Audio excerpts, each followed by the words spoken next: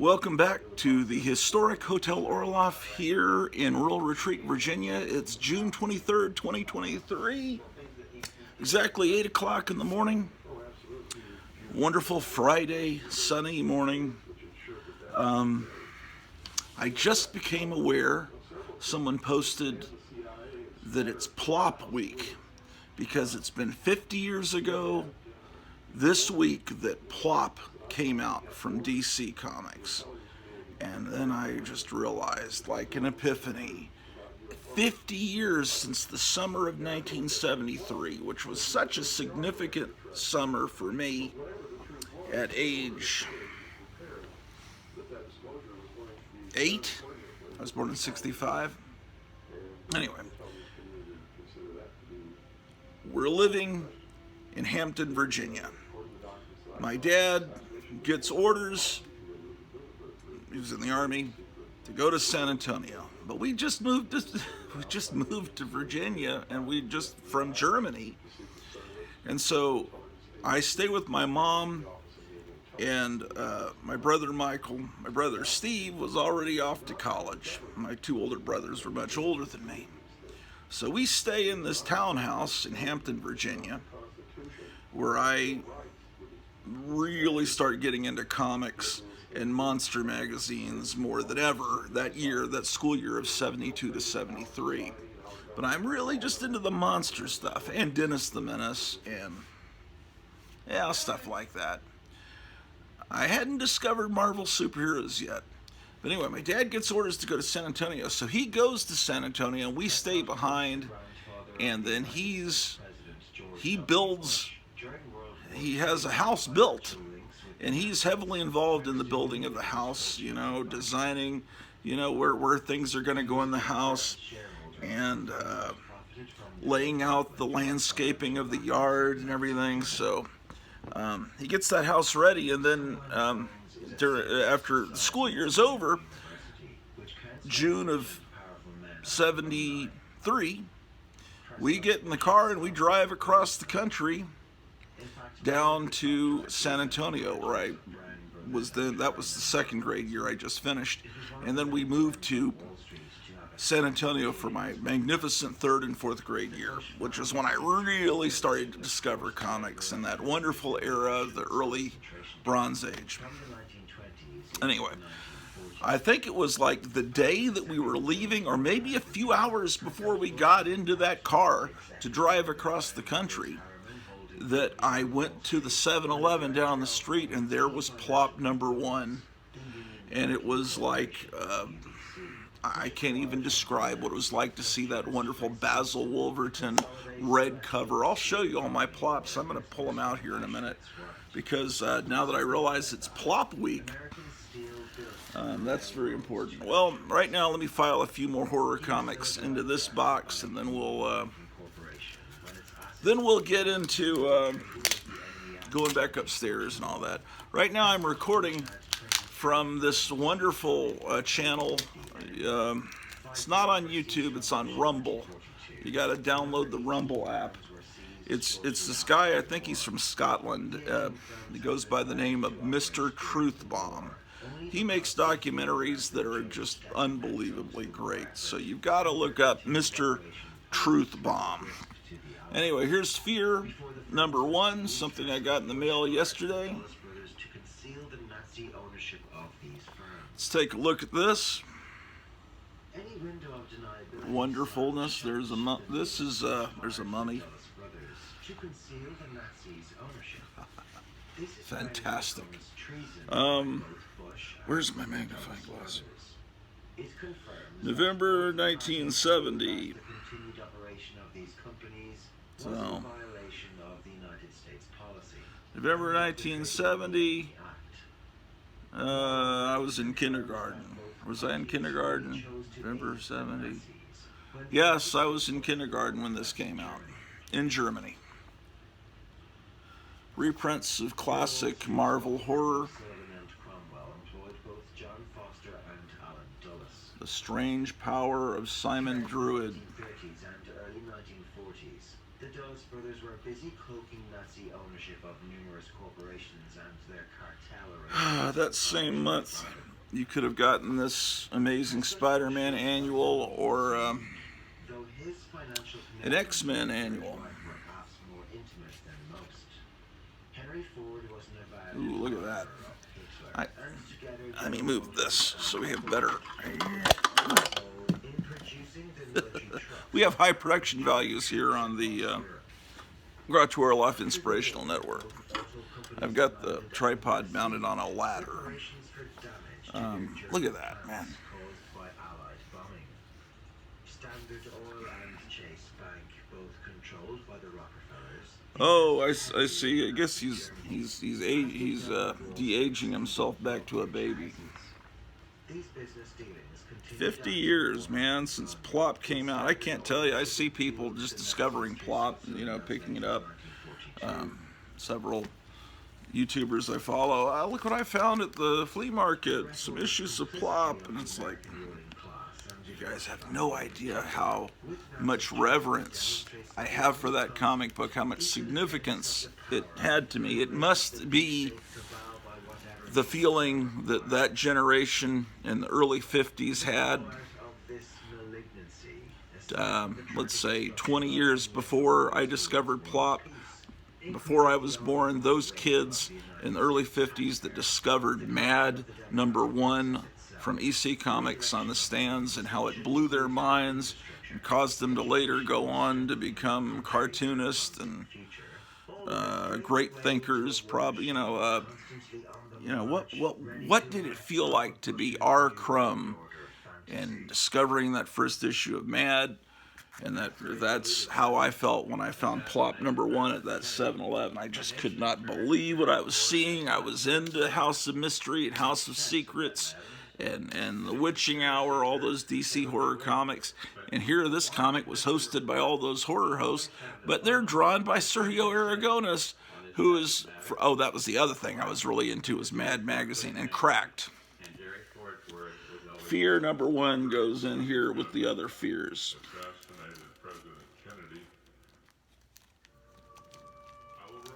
Fear, okay. So there's fear #1. And I've got some more fears in a Silver Age box I got to pull out. And then here's fear #7. So I got to get some of those. Okay, now I'm putting into this box Creatures on the Loose with King Kull. I can't remember if this is the first appearance of Robert E. Howard's King Kull in comic books, but let's just pretend it is. Creatures on the Loose 10. These dots, I think that means half price at Duncanville Books. I don't know. You can tell me. It was $25. I think it was half price. Creatures on the Loose. Let's get that in there.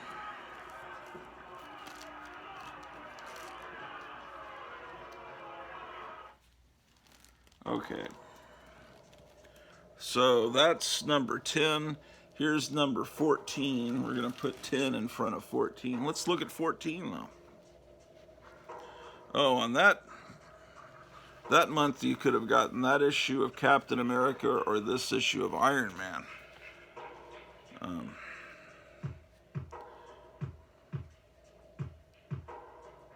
Wow. I hope Mr. Truthbomb's not playing stuff that could get me a copyright claim. Creatures on the Loose. All right, so we'll put that in there. 10, 14. Members and mysterious rituals. The Skull and Bones Society has long been associated with sinister conspiracies. Then we have Creatures on the Loose. Number 11, Moomba is here. Yale student Prescott Bush. Well, you know, all that people were talking about yesterday was that submarine, which was a little mysterious. It's kind of weird how all these billionaires were aboard this little tin can submarine that went down to see the Titanic. And the Titanic sank with some important billionaires that seemed to be resistant to the Federal Reserve Bank being created, and somehow they just happened to go down in the Titanic. All these people that were a problem.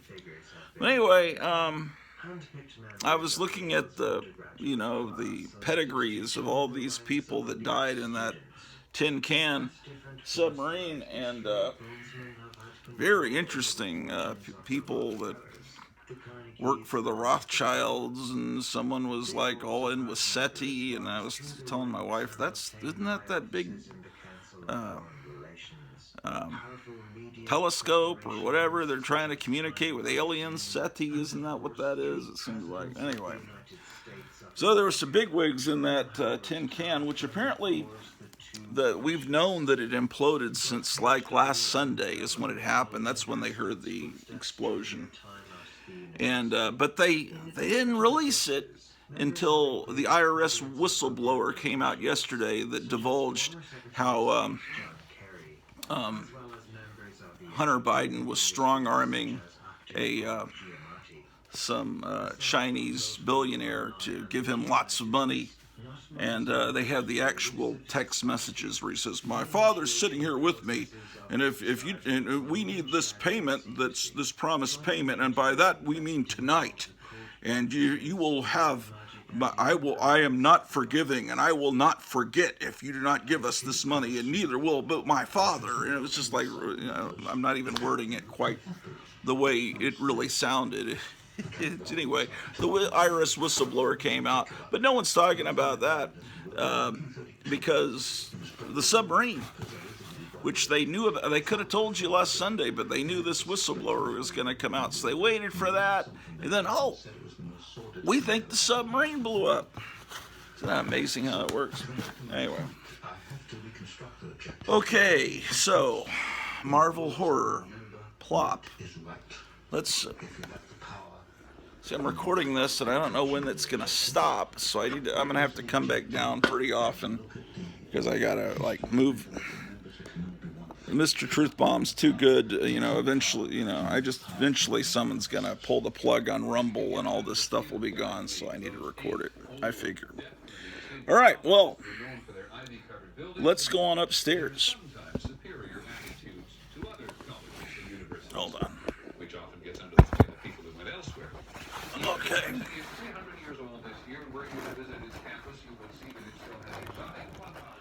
So, how are you guys doing this wonderful Friday? It's, thank God it's Friday, right? Isn't that what they all say? Thank God it's Friday. Yes, indeed. TGIF.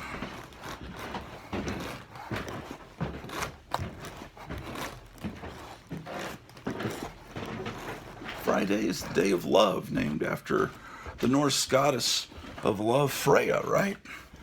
And then in Spanish, it's Viernes, named after Venus, the Roman goddess of love. So Friday's always been a day that people love, right?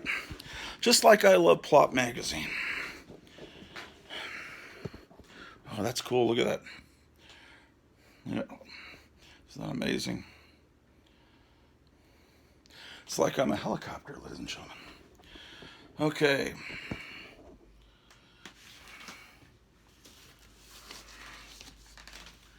Well, PLOP.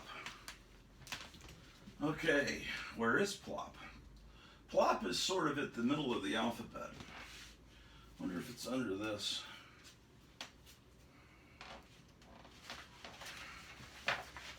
Okay.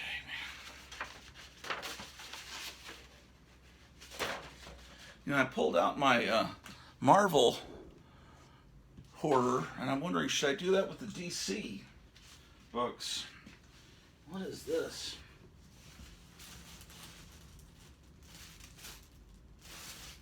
Oh, I see. Let's do this first. Before we get to the plot.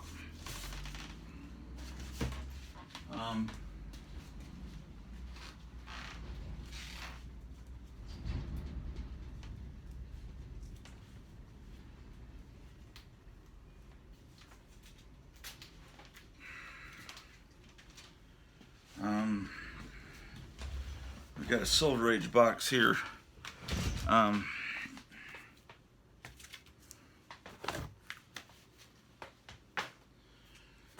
Okay. What's in this box? Wonder Woman. Oh, Oh, this is all Wonder Woman. This isn't the right box, man.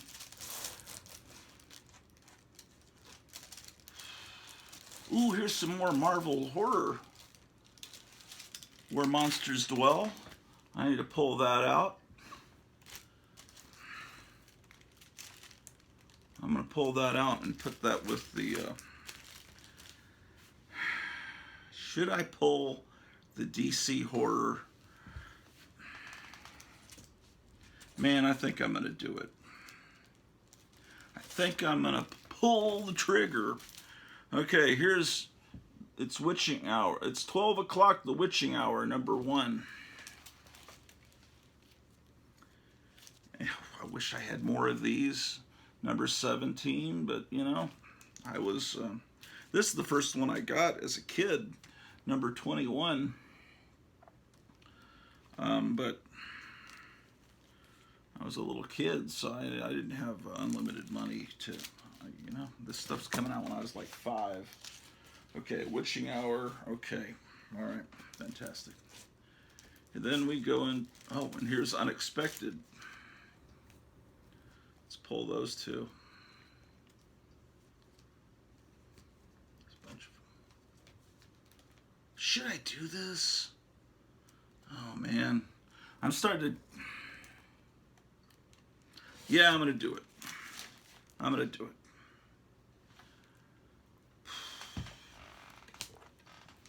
I'm going to have boxes of Marvel. I'm going to have Marvel horror, DC horror separated. Yeah, this is my unexpected kind. I'm going to do this.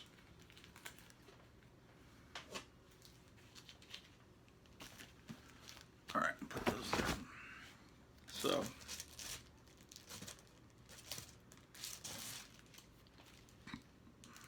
look at all the text on the cover of this. The first time since the golden age of comics, the only true secret origin of the mighty Amazon Wonder Woman. Complete, unexpurgated, startling, unbelievable.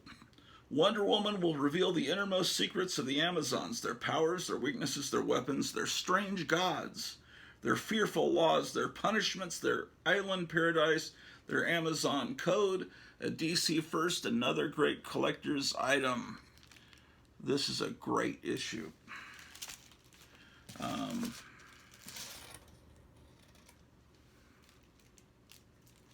Now, see, this is the issue before it. Again, DC dares and does the impossible, unlocking the spectacular secrets of comics' golden age.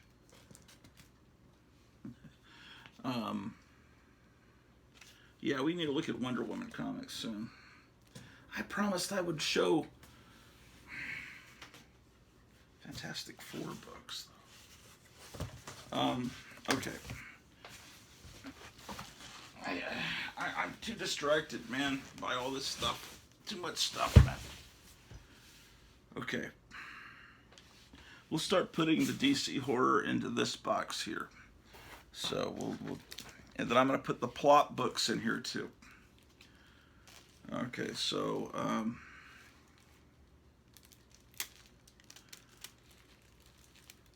okay, Witching Hour goes in, and then Unexpected would be in front of that. Let's see, it was just called Unexpected when I started buying it, but originally 33.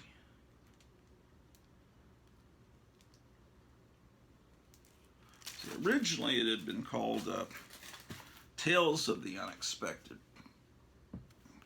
But I'm just gonna, I always have filed Unexpected under U, so I will continue to do that.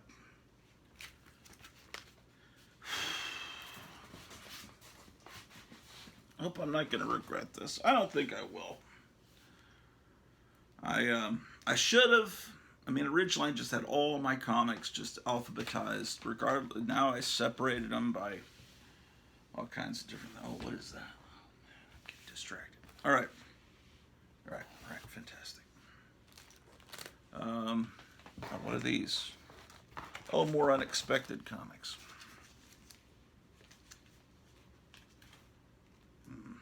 Okay.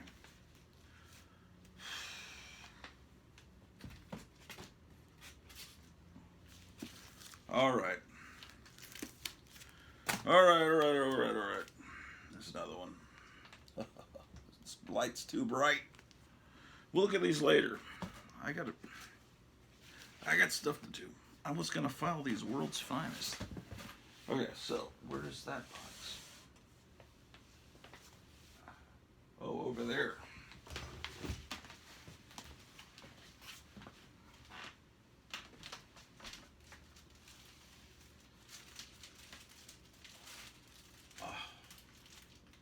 Ridiculous.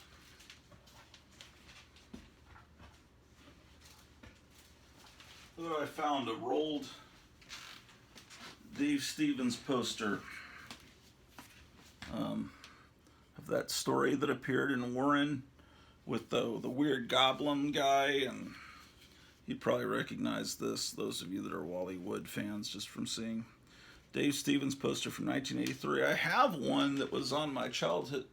Well, it wouldn't have been my childhood bedroom if it was done in 1983. That's when I graduated high school. I used to have this. I had this poster, but then I also had a rolled one, and I still have the rolled one. So that should probably be framed. Okay.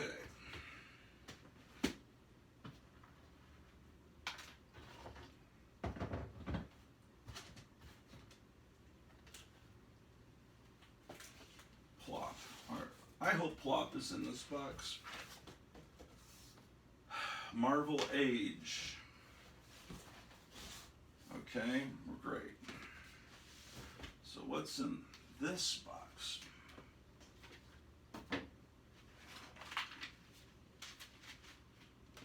Things like this, these were put on, these are used in movie theater lobbies, but see, this is hand done. There's only one in existence of this from some movie theater back in those days. I got a whole bunch of these one time on eBay years ago. Okay, this one, oh, this is Moon Knight, so it's going to be probably in this pile of books. So I'll move this out. Oh, wow.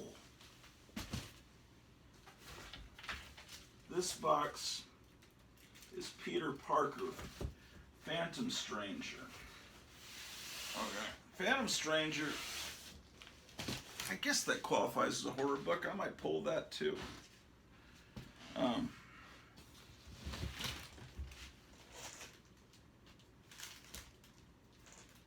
There's my plops. I'll tell you what, we'll take these downstairs to look at them where I can monitor Mr. Truth Bomb.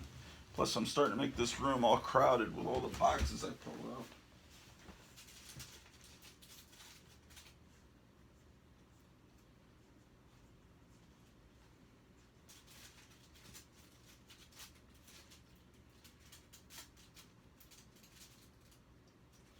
Okay, pulling the Phantom Stranger before Unexpected, yes.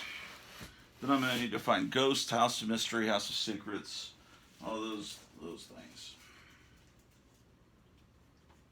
Plop. There we go. 50 years, man. 50 years of Plop being in my life. It's actually based on a Sergio Aragonés story that appeared in, I don't remember, it was House of Mystery or something. It was like PLOP is coming. And there were posters all around this campus, this college campus, that said CLOP is coming. And it's like, what is CLOP? And then apparently it was just some giant rock that was going to fall on the town, and it made a big sound effect, CLOP, at the end. It was a little tryout that they did for PLOP, you know, and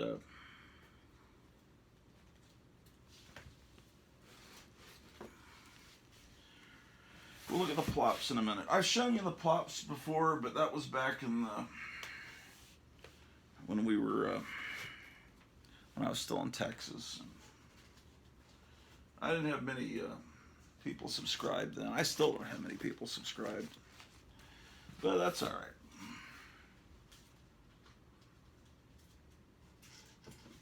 What else can we find while we're in here? Oh, look, it's Prez #1 from that same time period. about a teenage president. It's basically based on the movie Wild in the Streets. Prez. Some Punisher comics. I bet Marvel would like to really forget about this comic, The Punisher Armory. They're embarrassed about The Punisher now. But they one time had a comic that's nothing but pictures of weapons. And the Punisher's headquarters and everything. It's just loving pictures of weapons, page after page. And Marvel, you published this, and now you're embarrassed that you made all that money from it. It's but you created the character, and now you're embarrassed that you made all that money with it. Oh boy. Well, since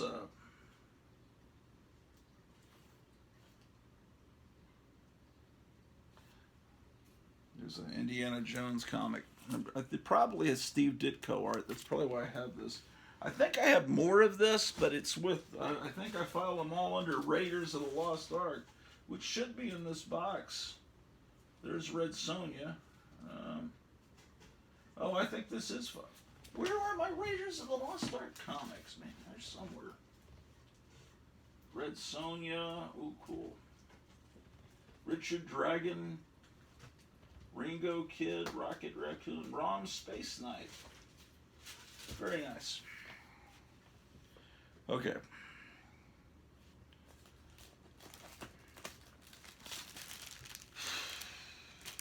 Okay. I brought those, oh, I wanted to, where's that box I just brought up?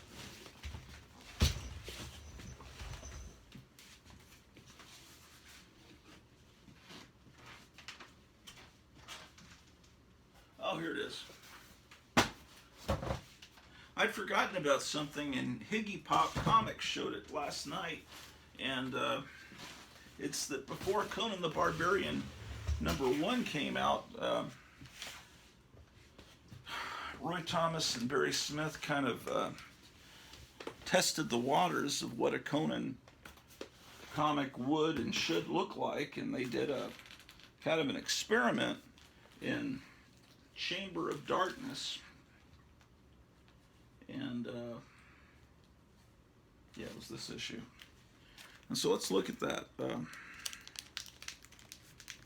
He showed it last night, so you've probably already seen it, but I wanted to look at it again. As I recall, it's about a writer, and he's going to do one last adventure of a Conan the Barbarian type character that he created, but then the character, and he's going to have him killed off, but the character doesn't want to die, so he comes out off the page to kill him, as I recall.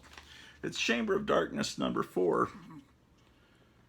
So it looks like, here it is. Man, I turned right to it. Oh, how psychedelic is that? Look at that. Yeah. The Sword and the Sorcerers. Here it is.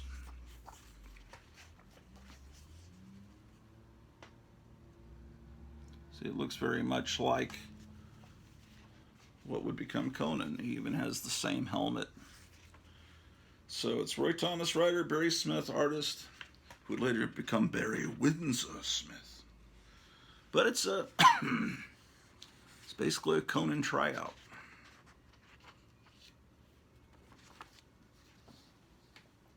How about that, ladies and gentlemen?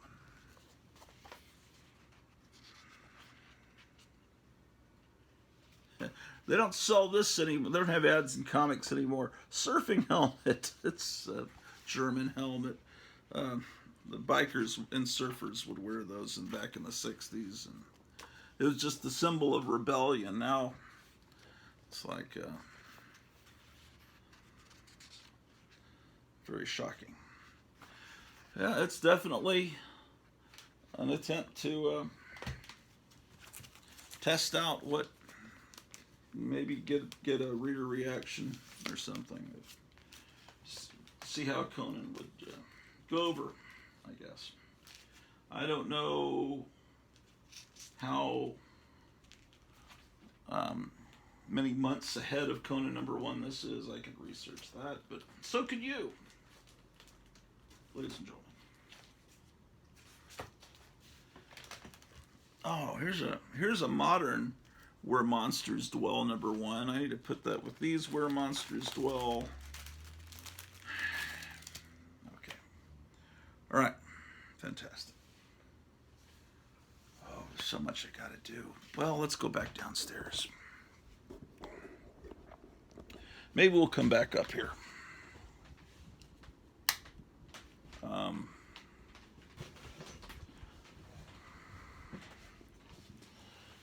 But I hope you guys are doing fantastic on this delightful Friday morning. You guys look like you're doing well. You all look well. Let's see.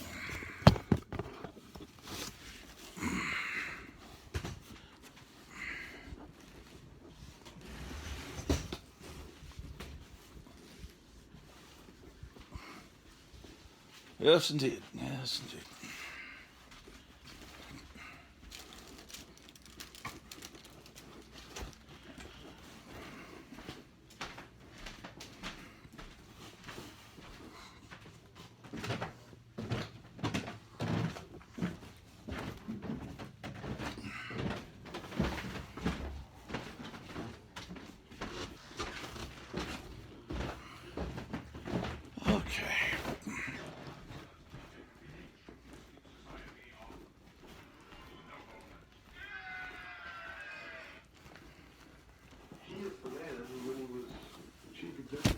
All right.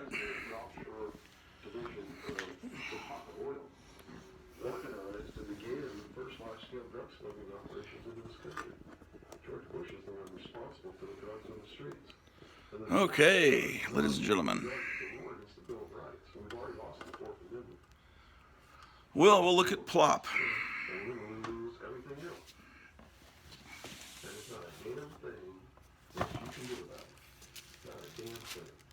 At least right now. At least right now. And the reason you can't do a damn thing about it is because you're the one who brought it up. I have... How many copies do I have? I haven't found it many times in my life.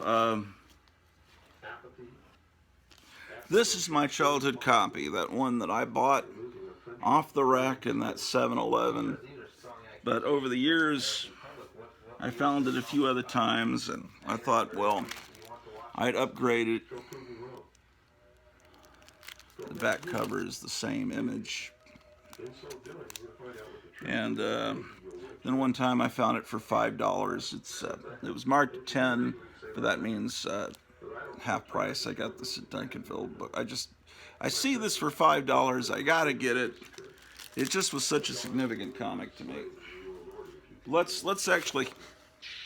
So, if I had a 2x4, literally, I would smack you upside the head with it. I don't care if you get mad at me. All right, let's look at my childhood copy. I'm going to put my life on profile. Why would I care if you get mad at me? Because actually touching that original book, it's kind of a something. I read this many times. But yeah, Basil Wolverton, who was an artist for the original Mad.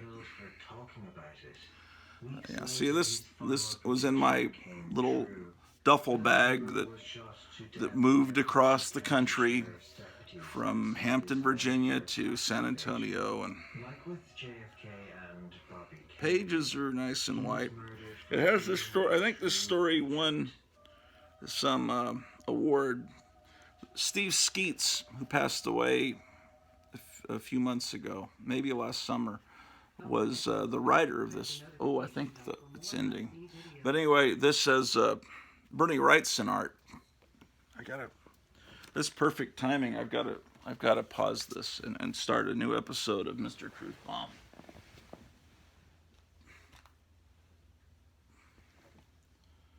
Okay.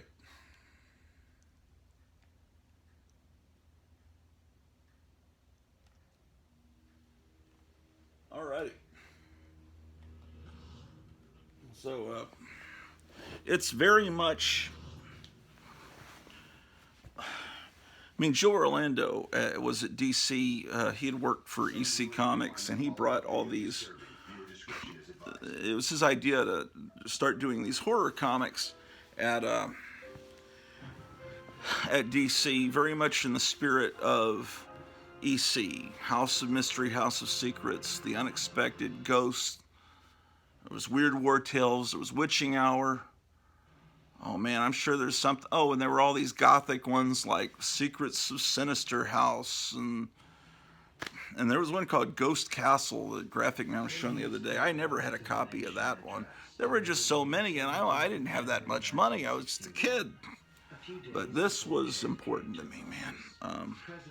Because see, you have Cain, Abel, and the witch from just like the EC horror host, the Crypt Keeper, Vault Keeper, Old Witch.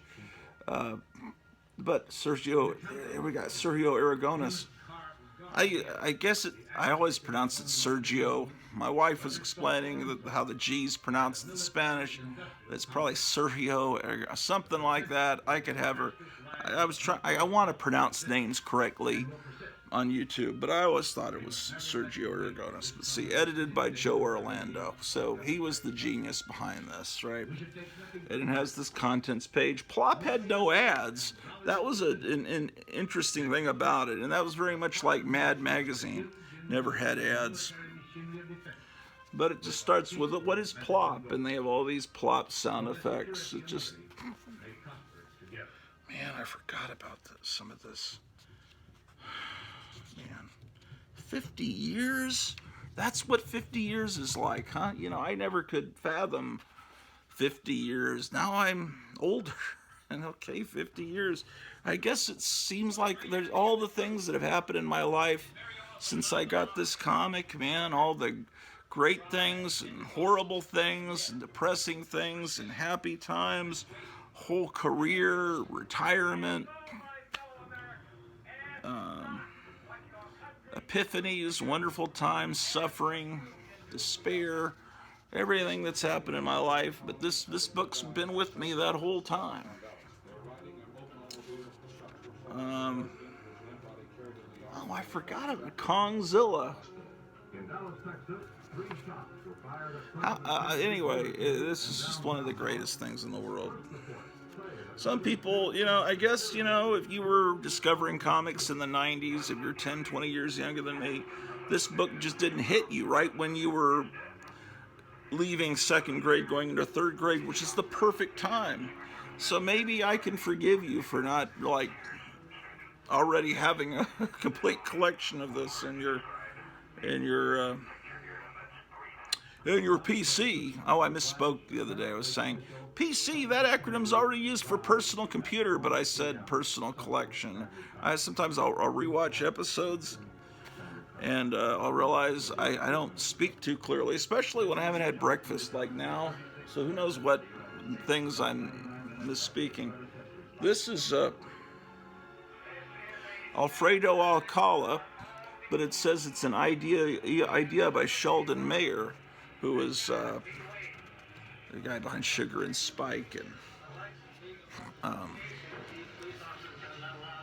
Three Musketeers. He was another artist that I dearly love. Anyway, that's PLOP number 1.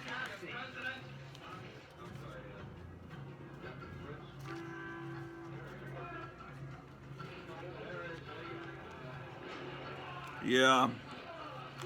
Went down to Dealey Plaza one time in Dallas with my cousin who was in town visiting. And you know, they have this museum up on the 6th floor that's supposed to show the official story to you about how Oswald did the shooting. But this homeless man said, I'll give you the real tour. He said, I used to be a tour guide for them. I know what the real story is. And he said, I'll show you exactly. He took us behind this fence that and he said everything here is kept exactly as it was. This fence is in the same state of repair as it was on November 22nd, 1963. These trees, you think, well, the trees have grown since then. No, they've stayed the same. They've been trimmed exactly as they were. so you can get a sense of how everything was then. But he showed, you know, how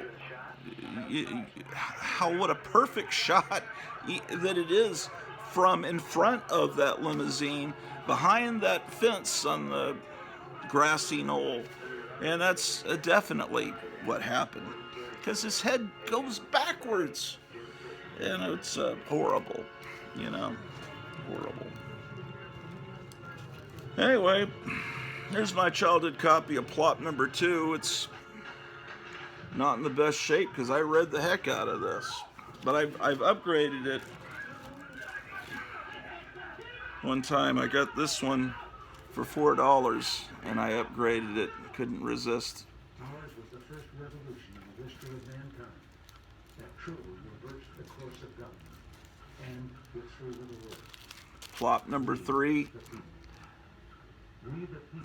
And of course the back shows the full illustration. But you know, at a certain point they did start putting ads in it, and that's when it started to decline. Plop number 4. Can you imagine if a book like this came out today? I mean, I don't even think it's possible for a book like this to come out today. I don't think there's any artist in the world that's this amazing today. So I continued buying this book all through my time in 3rd and 4th grade. There's the full illustration.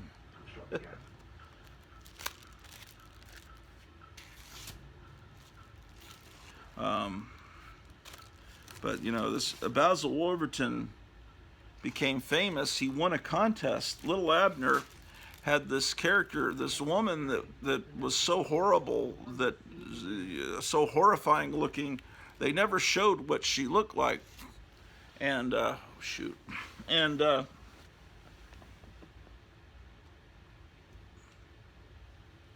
they were going to reveal what Lena the hyena looked like, and so they had a contest for readers to draw what they think, what they thought Lena the hyena should look like, right? So, and they in order to have judges, you know, all these artists sent in horrible pictures of the most ugly woman they could imagine, and so he got Salvador Dali and Boris Karloff, and I forget who else, to be judges of the art that was sent in. Al Cap was the cartoonist that was doing the contest. And anyway, they judged Basil Wolverton's as the most horrible, so she was finally revealed, and they had the Basil Wolverton face of Lena the hyena. And so that's how he became famous as a artist of the grotesque.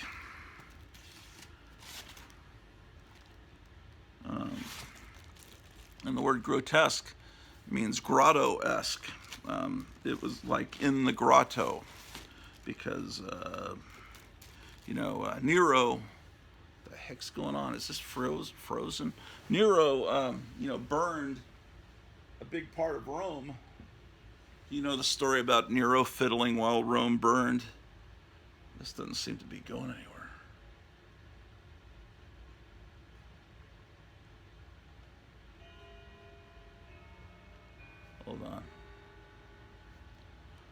Hold on.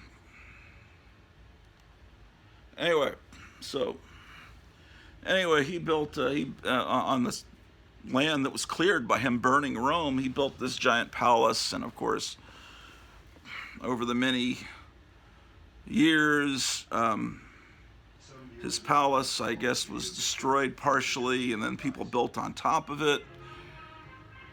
People kept building up, and then at some point somebody in the 1600s fell through it opened up, someone fell through into a cave. They thought it was a cave. They go down with torches, and they see all these hideous faces painted, because Nero was kind of insane, and he had all these horrible things painted.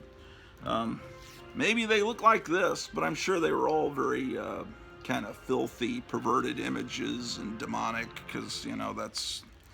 You know, Satan has always been a part of this world, and the corrupt elite have always loved that imagery anyway. Then more and more artists came, and they went down on a rope, and they were just like, wow, this is Nero's palace, we forgot it was ever even here. And people like Michelangelo and stuff came, and so whenever something was horrible, they say, this is horrible, this is like those paintings of Nero's in the grotto, and it became grotesque, or grotesque, or as the kids when I was in school said, gross.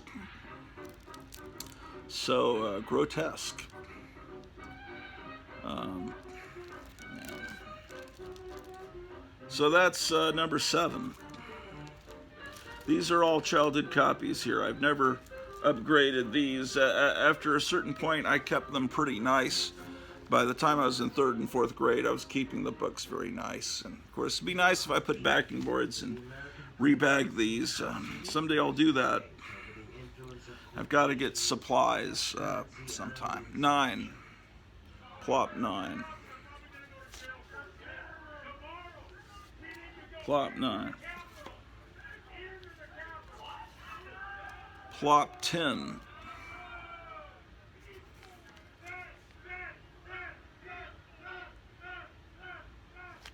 I wonder what the, when I was buying these, I wonder what the cashier was thinking at the PX in Fort Sam Houston, or wherever I bought them, at the 7-Eleven Stop and Go. What were they thinking when they rang up this little kid buying this book?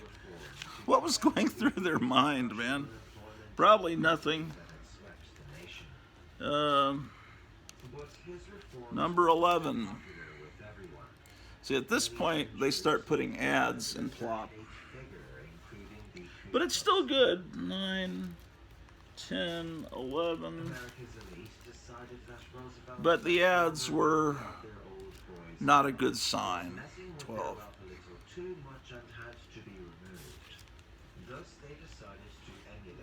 Okay, now we've got a Wally Wood cover. So Joe Orlando is going after the great artist. Joe Orlando knew what he was doing. Look, can you be more 70s than that kind of illustration? I hate that kind of 1970s illustration. Yeah, I really do.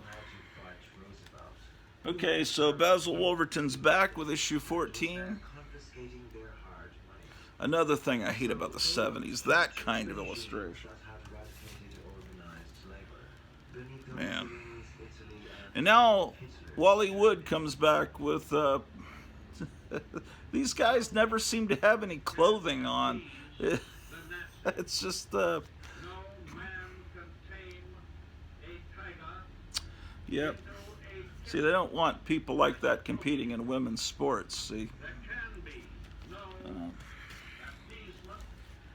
Okay, and then Wally Wood provides this cover. Maybe it's a Valentine's issue. That's September. Okay. Then we're up to issue 17.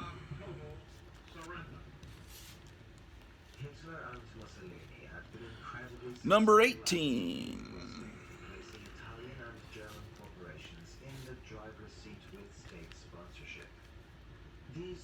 19. And that's Wally Wood. Okay, here's where it becomes problematic, as the liberals like to say. Number 20, it's just like gag cartoons on the cover. It's not some hideous monster on the cover anymore. And yeah, this was when. But you still got this wonderful Sergio Aragonés art inside, and 60 families in America control the wealth of the nation. 1/3 of the nation's population is ill-housed, ill-fed, and ill-clad. I don't know. Let's see who did this art. It doesn't seem to be up to PLOP standards. But maybe I'm wrong. Actually, it's not too bad. Who is this guy? Man, I can't even see that.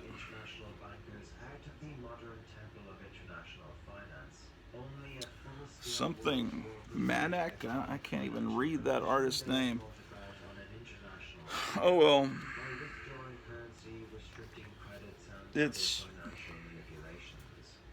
They grew it's just a disappointing cover. born outside their circle grew steadily. Yeah, I mean it's little jokes about people being tortured in a dungeon, so it still has a macabre edge to it, but it's just not what we were used to. And then, so we're up to, we started in the summer of 73, and I think we're up to 1976 at this point with issue 21. Again, another lackluster. Oh, was that the first? Yeah, this is the first one with the UPC code. I was thinking about this last night. I'm almost to the point where I'll just cut off comic books right when the UPC, I'm going to call it the UPC era, the UPC age. After the UPC code came along, it was, it's just like comics weren't as special. It wasn't just that I was getting older, although I was. I don't know, just something about this satanic Mark of the Beast code. It just made the covers look cheap and more like a product and less like the artistic masterpieces that they'd been. The UPC code just looks awful on the cover of a comic. But look at what we got. Like, what is this? It's like they're pulling stuff out of the file, like stuff. What's that? It's like they're giving you a giant size issue, but it's a giant size bunch of, it's not all garbage. There's a Sergio Aragonés story, and he, of course, was always there. But then there's more and more just of this kind of thing, like Desert Island cartoons. But see here, there's an unused illustration from Wood that should have been on the front cover, but isn't. Who is the artist on the cover? I don't know. Maybe it's just... On February 15th, 1933, President-elect... Yeah, they were just giving you these little, like, things that were probably meant to be newspaper strips, but they never sold. Oh, I always hated this ad. Look, how bad is that artwork? Yeah, there was just something was going wrong with PLOP. I don't know. Did Joe Orlando leave about that time? When did the UPC code start? May, June 76. Okay. So about March of 76. That's towards the end of my 5th grade year is when comics adopted that code, that UPC symbol. Yeah.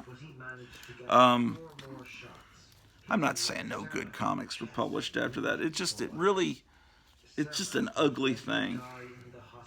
And to me, a comic really to be breathtaking needs to not have a UPC code on it. 21. Okay. Now we're definitely DC Comics slits the bicentennial. I think the books that came out the summer of 76, which was the 200th birthday of the country,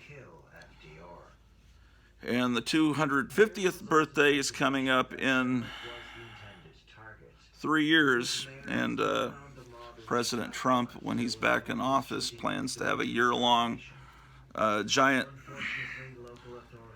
fair in Des Moines, Iowa, a whole fair that lasts a year, like a World's Fair kind of thing, celebrating the 250th birthday. But I'm hearing Des Moines is, a lot of people are fleeing Chicago and going to Des Moines, but they aren't the good people fleeing Des Moines. They're the people that live in they're like the people just fleeing because they don't really like that they're living in a war zone, but they moved to Des Moines and kind of turned that into a war zone. I hear it's getting bad. A lot of fentanyl and all that kind of stuff. Which, see, more of this kind of stuff. And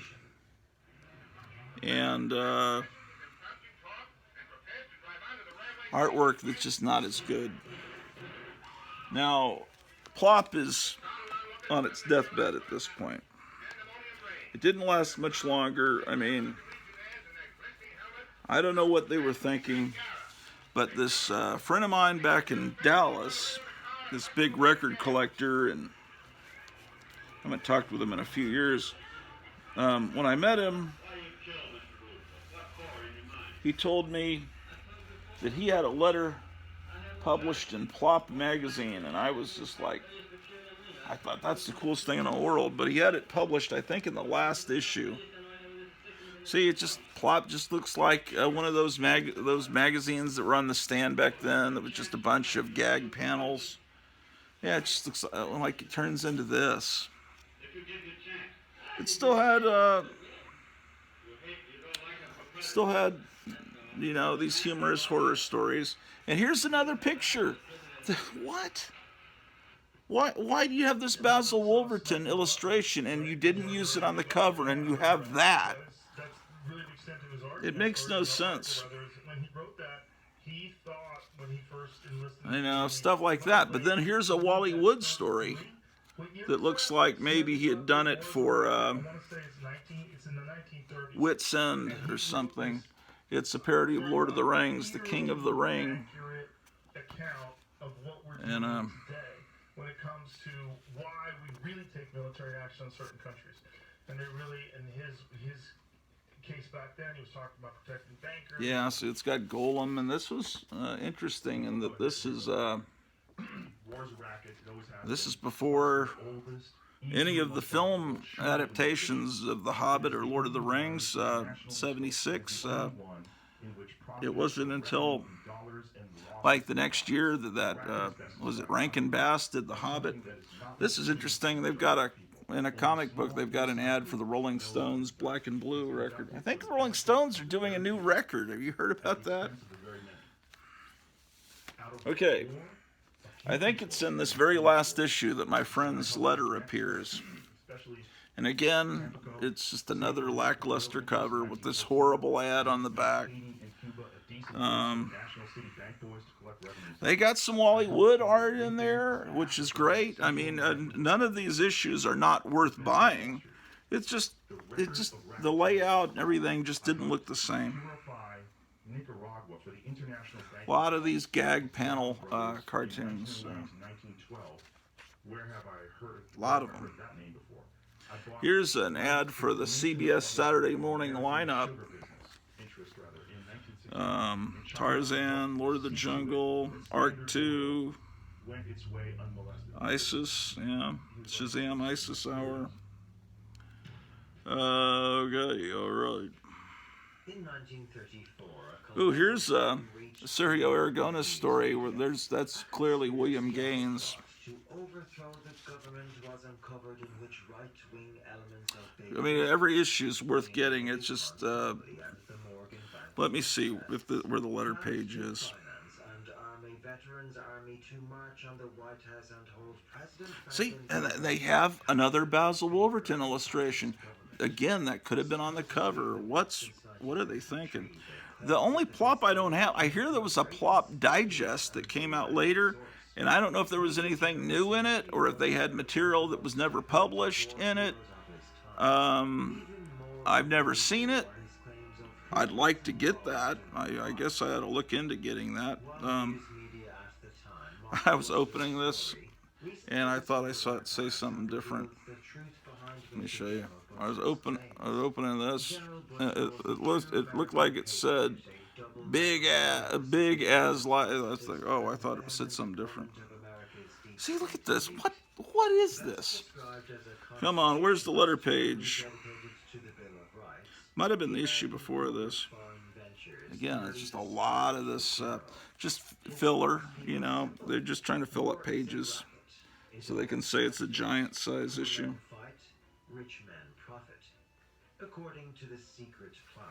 Here's the letter page. promising him an army of 500,000 men and financial backing from an assortment of rich businessmen.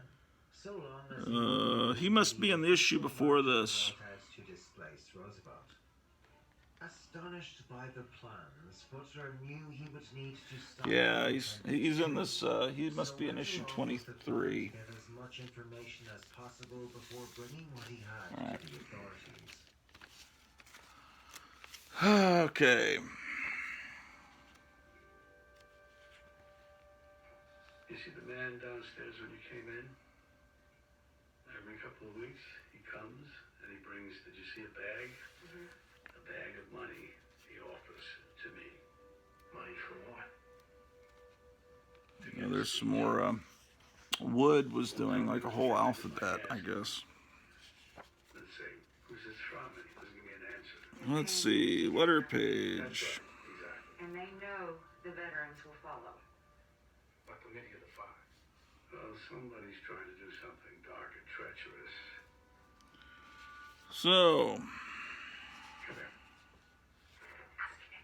here, maybe he's here. And we I said, found the letter page. Sir, if these guys are meeting you, and you want to find out who's behind it all, why not go further and lead them to our Someone in Toronto, Ontario, New York, New Jersey.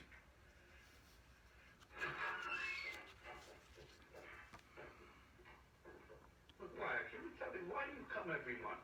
Red Bluff, California. One of other people. Well, why Someone in not? Canada. Something to hide, and it's in the name of a good cause. Well, yes, sir, but not everyone understands it. What I don't Man. understand is who or what you represent. I know he's in here. Can you tell me? Maybe it's the letter. Maybe it's the issue before this. Say who I represent, sir. But they are very important people, and they have a very important organization that's going to change everything for the better. The purpose, as I've told Pennsylvania. No, he's not in this one.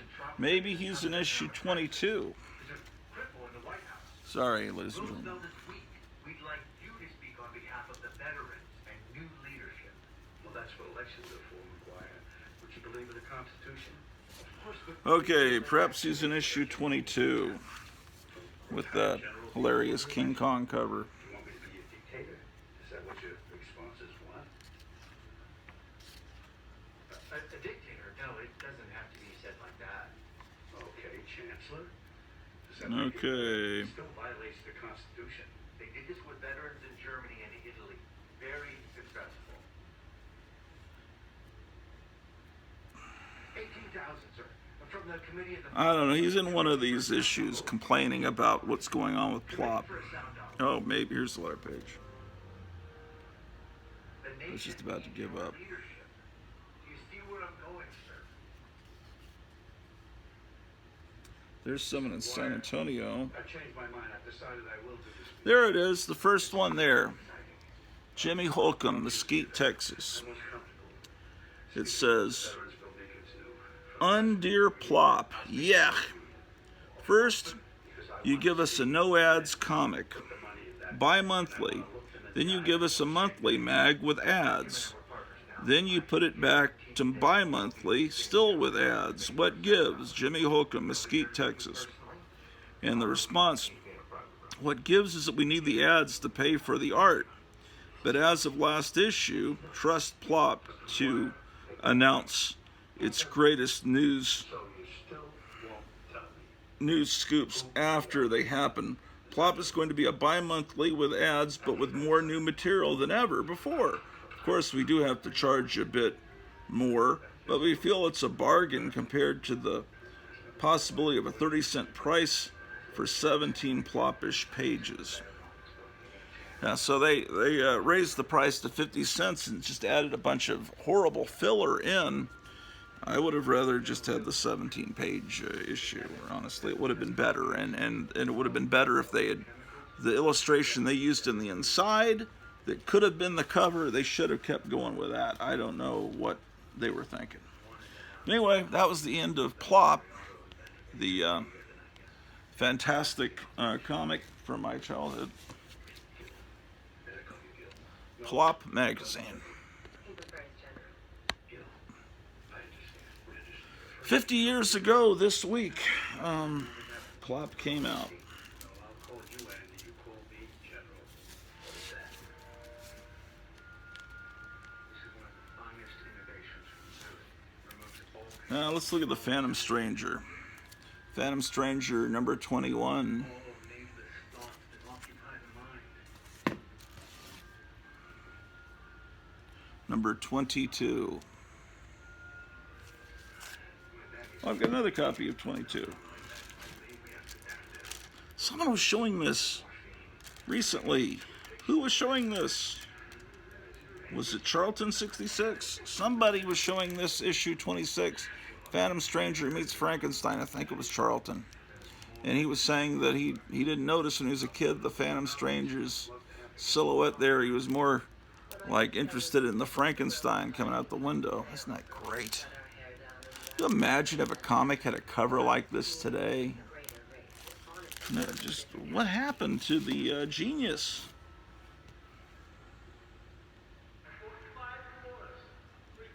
Number 27. See, they have a Frankenstein backup story. Anybody could do Frankenstein. See, it's not... Frankenstein is in public domain. But it's just a matter of how you make Frankenstein look. If you give him a flat head and the scar and the bolts, well, then you're infringing on Universal's copyright, because the Frankenstein monster was not described as looking like that in Mary Shelley's original novel. So you can copyright a look, but not the name. So Frankenstein, Dracula, those are things that anyone could do. And of course, in the early 70s, the Comics Code had relaxed its standards a bit and allowed you to have more monsters. So just about every comic on the newsstand around this time, the 20-cent era, looked like a horror comic. Even the Superman and Teen Titans and the Hero comics, they all had horror elements on their covers because it was just an explosion of horror. And I was in my glory because I love monsters, as every third and fourth grade boy probably should. I think it's healthy for a third, fourth grade kid to like monsters. I don't know. I mean, boys like monsters and dinosaurs. It's like, I think that's pretty normal. Here's 36. I mean, if someone said, I never liked dinosaurs, they scared me, I'd say, oh, okay. All right.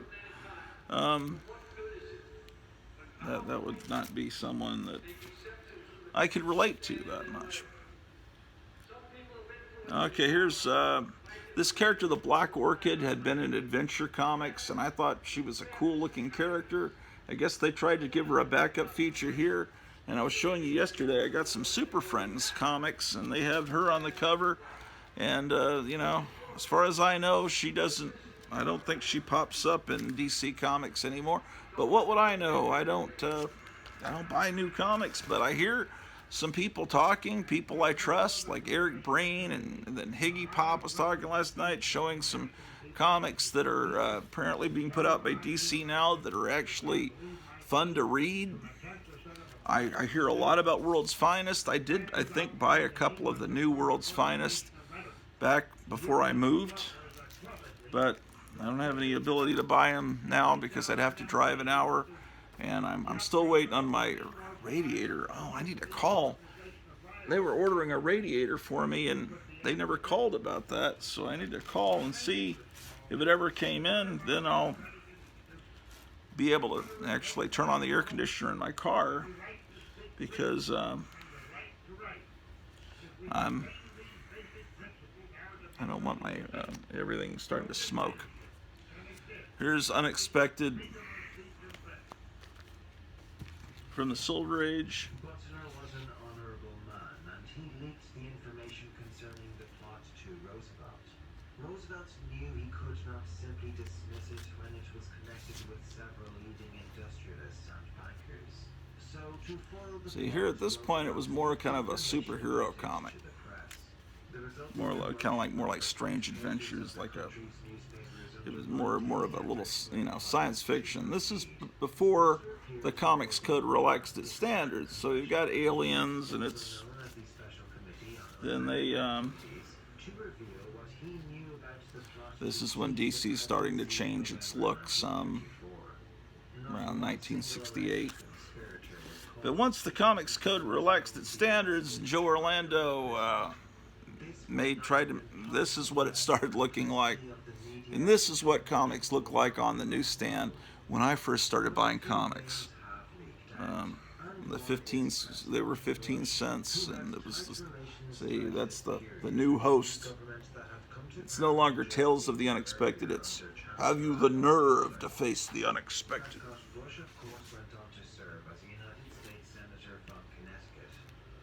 Wish I had more of these. I don't have that many of these unexpected comics. Okay, we're getting to the very end of the Silver Age, in my opinion. Some people call this the Bronze Age, but they're knowing that they have to raise the price from 15 cents up. DC decided to raise it 10 cents and give you more pages, but they ultimately decided, kids aren't going for it, we'll reduce it back to 20 cents, and when they became 20 cents, the Bronze Age started for me. Pretty cool stuff.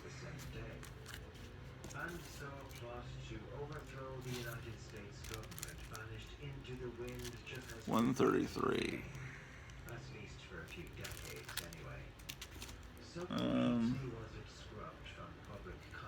What else we got here?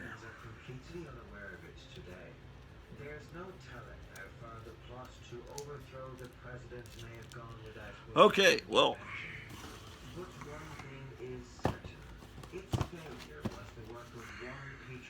let's see if there's anything I can show you. I want to stay close to the TV. I don't want to go back upstairs quite yet. Maybe I'll do another episode where I do some more organizing upstairs.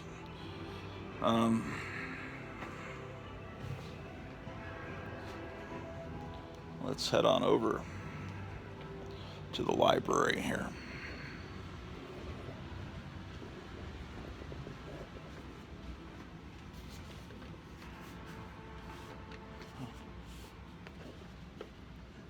I remember how to do this. Hold on a second.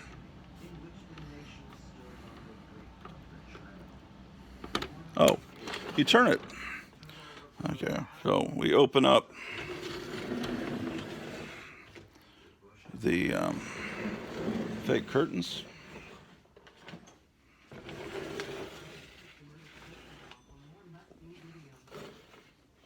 Uh-oh. I think it... Oh, okay, good. If I had gone upstairs, I would have missed this. I've got to go to the next video. Where's my... Oh, there we go. We're going to go into the library and look at some books. Okay. I'm actually looking at... He has two channels. This is Mr. Truth Bomb 2.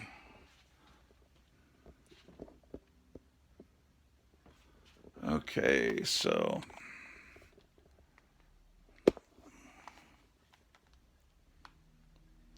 Alrighty.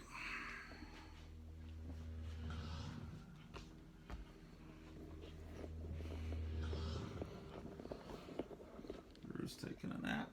How you doing, Drew? Some viewers may find the following video disturbing. Viewer discretion is advised. All right. Well, so I think Donald Trump's going to be in South Carolina on July 1st, which is next Saturday.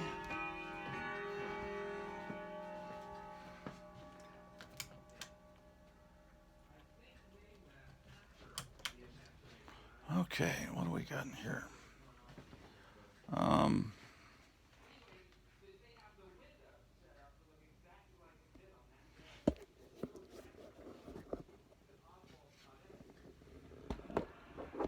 Let's Okay, some records I gotta put up. What would be interesting to show you guys? You guys know this book, of course, The Great Comic Book Heroes. And this, of course, reprints Golden Age origin stories, The Flash. It's the comic artist Jules Pfeiffer put this book together in the 60s. That's one of the great books that you've got to get.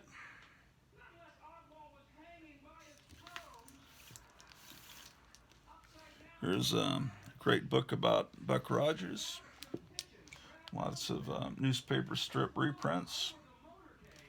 That's another book you need to get into your library.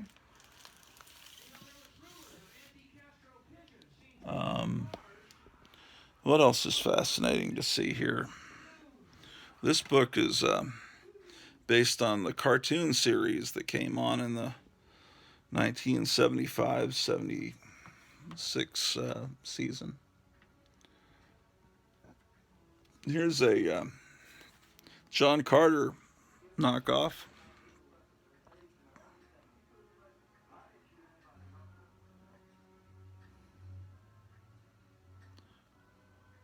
How about that? It's by Edward P. Bradbury. It's even trying to fool people that don't read too carefully into thinking maybe Ray Bradbury wrote it.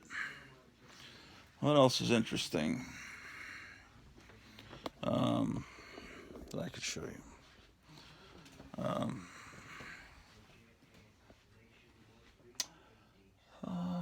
Okay.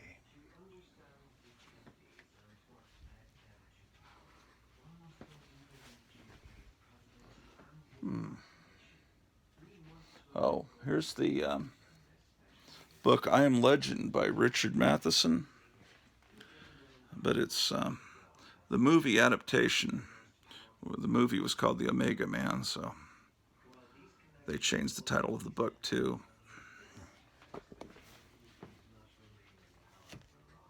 What else is back here?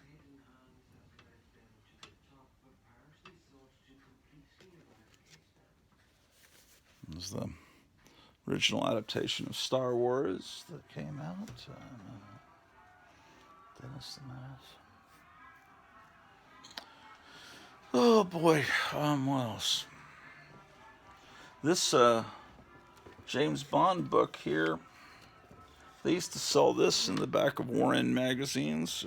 This real 60s looking James Bond book. I remember seeing ads for that.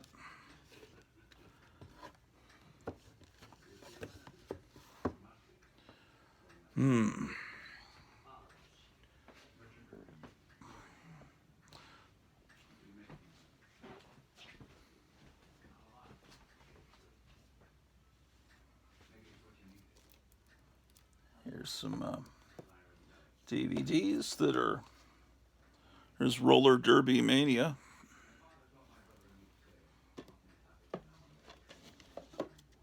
What else we have here?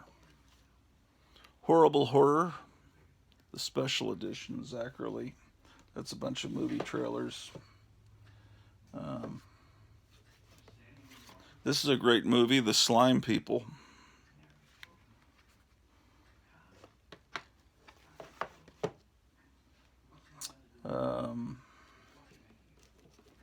And one of the great movies, Inframan. Here it's called Super Inframan. It's a Korean-made knockoff. It's somewhere between Ultraman and Kamen Rider. That's what they're trying to go for.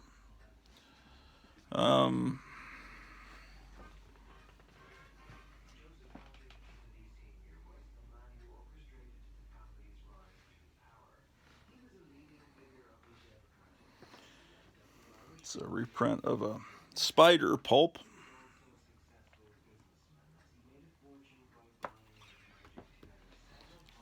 Let's see what else we can entertain you with. I'm just amazed that it's letting me record this long. I'm already at 1 hour and 20 minutes. The phone seems to, sometimes it won't let me record very long, so I'm just amazed that I'm figure, let me keep going. Let's However, these were only allegations and could have been a way to try to smear Joe Kennedy in an effort to stop his run for the White House. okay, After fantastic. gaining immense wealth, selling Let's go in here. Wall Street and flipping Hollywood studios. This paperback reprints stories from Creepy magazine, and they're reprinted much in the sideways format that Mad used to do. Here's a Green Lantern, Green Arrow book that reprints that Neil Adams, Denny O'Neil era where they were trying to be very politically conscious. And of course, here's a book that reprints Tales from the Crypt stories. And that's a Frank Frazetta painting on the cover. What else can we find? Oh, that's the first novelization of Space 1999. And of course, and this was the Vault of Horror. And the fact that they put these two books out in paperback, that's probably why Amicus Studios in England decided to option to do a Tales from the Crypt and a Vault of Horror movie there in the early 70s. And this is, again, printed sideways. And all these comics printed sideways in paperback form are, of course, done because of the success of Mad. The Mad Reader was the first one that reprinted the EC Mad in this format. That's the way that most of us first saw that magnificent Mad stuff in that format.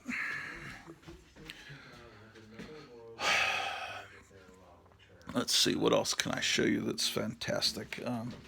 Here's let's see if there's any horror comics on this rack. I can't remember. Here's Crime Does Not Pay, which, if you watch Meyer Greenblatt's magnificent channel, he's done some videos lately about this publication.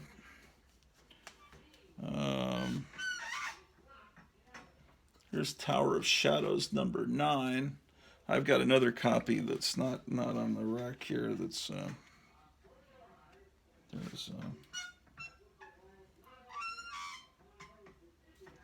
yes, indeed. So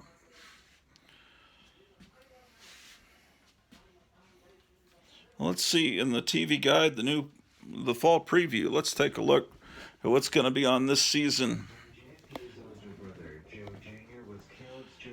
So what do you think about